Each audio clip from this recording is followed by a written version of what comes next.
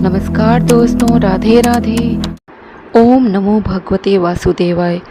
आइए जानते हैं साल 2022 में सावन मास शुक्ल पक्ष की एकादशी कब है, एकादशी और द्वादशी तिथि कब से कब तक रहेगी, व्रत कब रखना है, कब खोलना है, व्रत पारण का मुहूर्त कब तक रहेगा और साथ ही आप सुनेंगे एकादशी की व्रत कथा भी।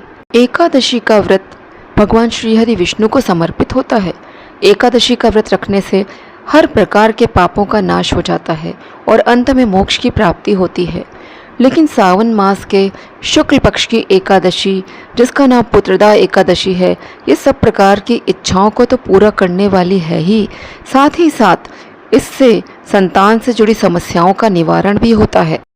संतान से जुड़ी परेशानियों को दूर करने के लिए इस दिन भगवान श्री हरि विष्णु के साथ साथ लड्डू गोपाल जी की पूजा का भी विधान है।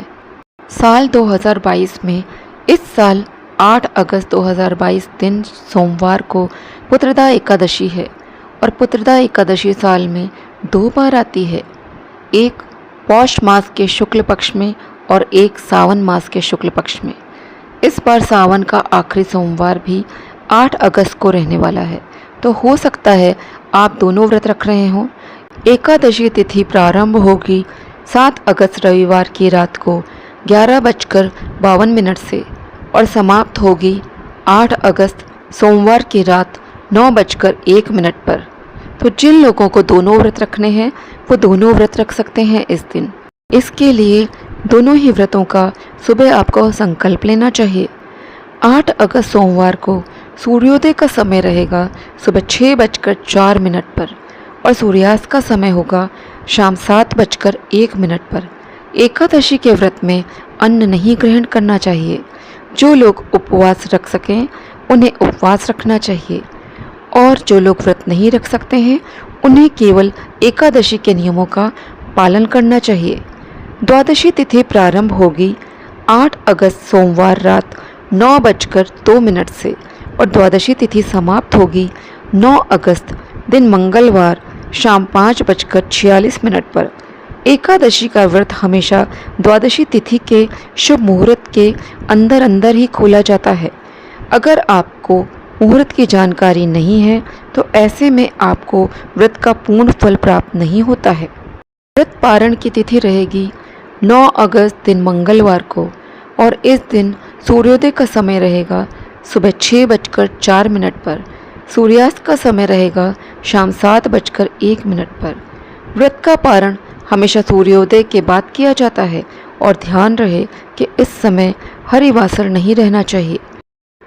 9 अगस्त दिन मंगलवार को सुबह 6:05 से प्रातः 9:15 के अंदर अंदर ही आपको व्रत का पारण करना है।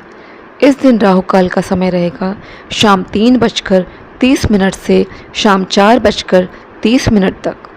द्वादशी तिथि को बिना दान दिए व्रत अधूरा रहता है, तो आप शुभ मुहूर्त में व्रत खोलने से पहले ही हो सके तो दान अवश्य करें।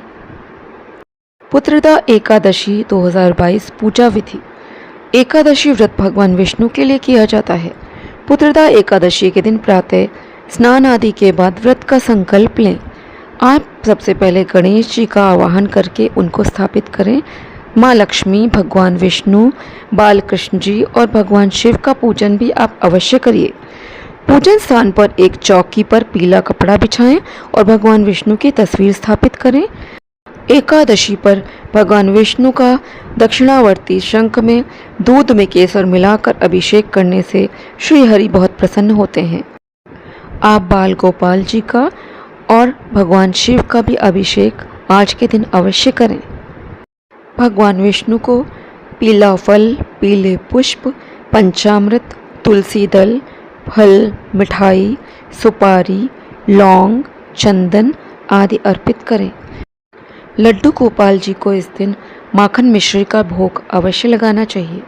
श्री हरि के साथ माँ लक्ष्मी की पूजा षोडोपचार के साथ करनी चाहिए। धूप दीप जलाकर श्रावण पुत्रदा एकादशी पर कथा पढ़ें। विष्णु जी के मंत्रों का एक माला जाप करें। शांताकारं भुजगशयनं पदम नाभम सुरेशम विश्वाधारम गगन सदृशम मेघवर्णम शुभांगम लक्ष्मीकान्तं कमलनयनं योगीभिर्ध्यानगम्यं वंदे विष्णु भवभयहरं सर्वलोकैकनाथम। अब भगवान विष्णु की आरती करें, गरीबों को सामर्थ्य अनुसार दान करें। अगले दिन द्वादशी पर विधिपूर्वक पूजा पाठ कर व्रत का पारण करें। एकादशी के दिन तुलसी जी को जल अर्पित नहीं किया जाता है, क्योंकि इस दिन इन्हें छुआ नहीं जाता है। किंतु शाम के समय आप वहाँ पर एक दीपक अवश्य प्रज्वलित करें।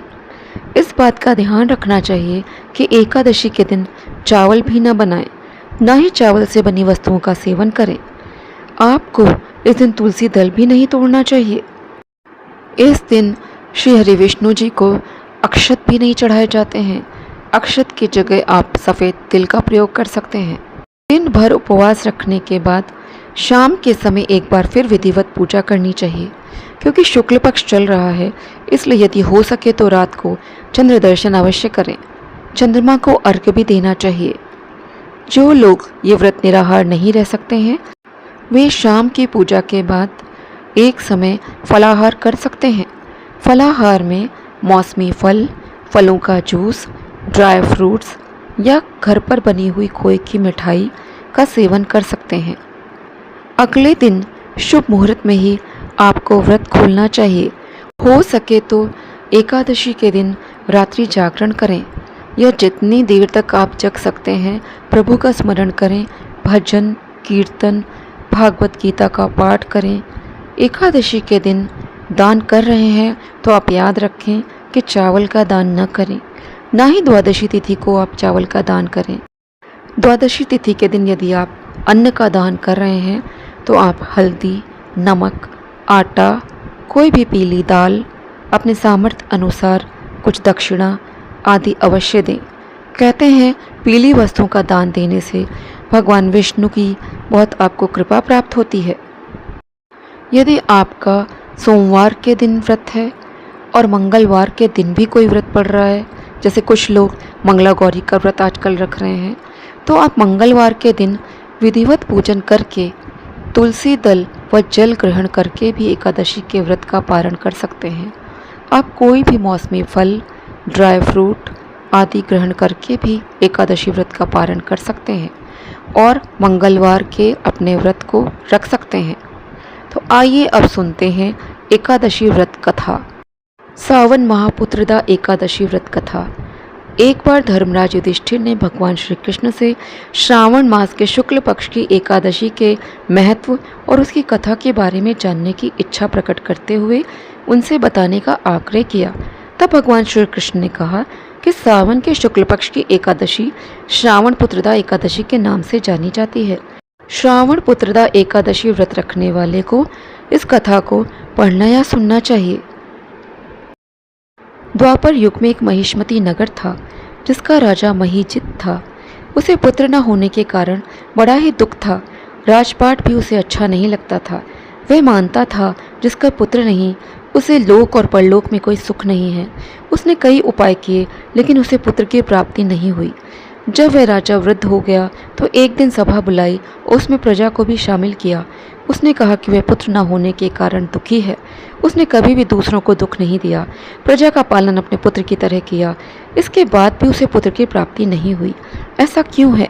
राजा के एक प्रश्न का हल ढूंढने के लिए मंत्री और उनके शुभचिंतक जंगल में ऋषि मुनियों के पास गए। तब एक स्थान पर उनको लोमेश मुनि मिले। उन सभी ने लोमेश मुनि को प्रणाम किया तो उन्होंने उनसे आने का कारण पूछा। तब उन सभी ने राजा के कष्ट का कारण बताया।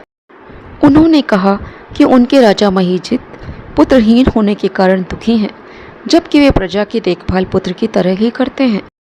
तब लोमश ऋषि ने अपने तपोबल से राजा महीजित के पूर्व जन्म के बारे में पता किया। उन्होंने बताया कि वह राजा पूर्व जन्म में एक गरीब वैश्य था। धन के लिए इसने कई बुरे कर्म किए। एक बार यह ज्येष्ठ शुक्ल द्वादशी को एक जलाशय पर पानी पीने गया। 2 दिन से भूखा था। वहीं पर एक गाय भी पानी पी रही थी। तब यह राजा उस गाय को भगाकर स्वयं जल पीने लगा। इस वजह से राजा को इस जन्म में पुत्रहीन होने का दुख सहन करना पड़ रहा है। उन सभी ने लोमश ऋषि से इस पाप से मुक्ति का उपाय पूछा। तब उन्होंने बताया कि श्रावण शुक्ल एकादशी को व्रत करो। इससे अवश्य पाप मिट जाएंगे और पुत्र की प्राप्ति होगी। सभी मंत्री और शुभचिंतक वापस आ गए और श्रावण शुक्ल एकादशी के दिन सभी प्रजा ने विधि पूर्वक व्रत रखा और पूजा की, रात्रि जागरण किया। इसके बाद सभी ने श्रावण शुक्ल एकादशी व्रत के पुण्य फल को राजा को प्रदान किया। इस व्रत के पुण्य प्रभाव से रानी ने एक सुंदर बालक को जन्म दिया। इससे राजा खुश हो गया और राज्य में उत्सव मनाया गया।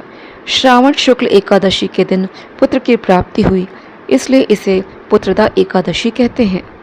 यदि आपने अपने पितरों का अंतिम संस्कार सही विधि से नहीं किया है और उन्हें मोक्ष प्राप्त नहीं हुआ है, तो आप इस व्रत को रख कर अपने पितरों को मोक्ष प्रदान करा सकते हैं। द्वादशी तिथि के दिन आपको मुख्य द्वार पर एक दीपक प्रज्वलित करना चाहिए, इससे पितर प्रसन्न होते हैं।